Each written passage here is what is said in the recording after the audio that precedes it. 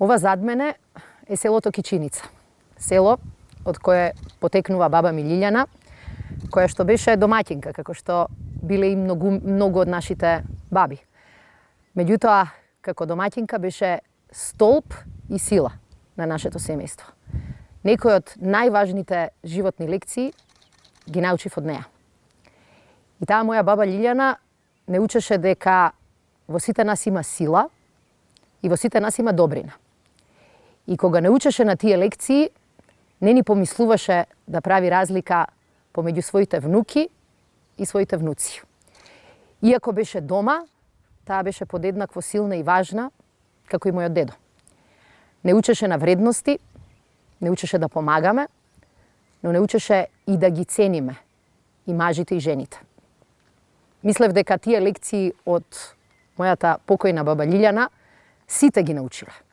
И мислев дека ако таа пред многу години чувствувала дека сите имаме право на среќа, сите имаме право на живот, сите имаме право на еднакви шанси во животот, дека тие лекции не треба овие денови во 21 век да ги повторуваме.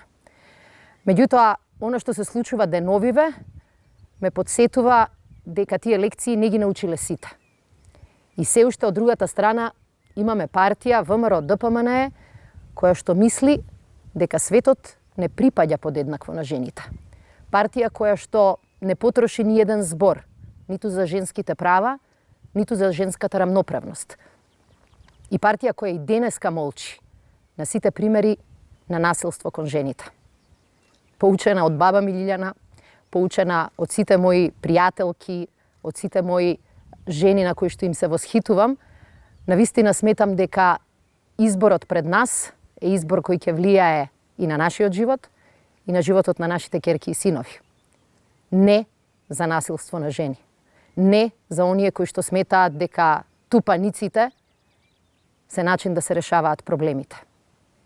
На 15 јули ќе дадеме шанса на политиката која што верува дека само заедно, и мажи и жени, со сите наши вредности, со сите наши мани и слабости, ќе успееме да ја помогнеме на својата татковина да оди напред. Ако лекциите на баба ми Лиљана уште се живи во мене, јас се надевам дека сите наши деца нема да ги повторуваат лекциите, туку ќе може да одат понапред и ќе може да бидат подобри. На 15 јули очекувам силна поддршка од сите жени и мажи кои вистински веруваат во еднаквост, кои вистински веруваат во рамноправност и кои вистински веруваат дека соработката, а не насилството, е решение.